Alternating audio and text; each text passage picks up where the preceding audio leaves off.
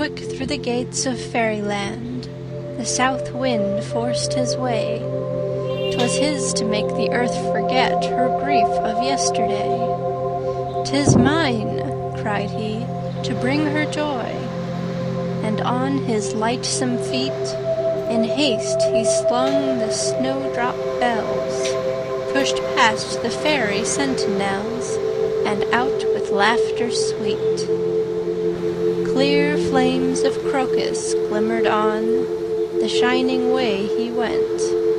He whispered to the trees strange tales of wondrous sweet intent, when suddenly his witching voice, with timbre rich and rare, rang through the woodlands till it cleft earth's silent solitudes, and left a dream of roses there.